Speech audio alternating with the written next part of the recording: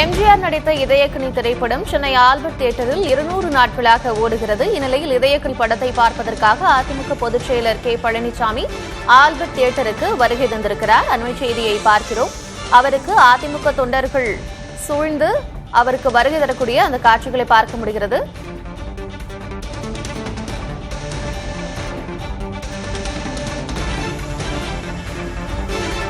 எம்ஜிஆர் நடித்த இதயக்கனி திரைப்படம் சென்னை எழும்பூரில் இருக்கக்கூடிய ஆல்பர்ட் தியேட்டரில் 200 நாட்களாக ஓடுகிறது. இந்நிலையில் அந்த படத்தை பார்ப்பதற்காக அதிமுக பொதுச் செயலர் கே பழனிசாமி ஆல்பர்ட் தியேட்டருக்கு வந்து திரைப்படத்தை பார்த்துக் கொண்டிருக்கிறார். அண்மை செய்தியை பார்க்கிறோம்.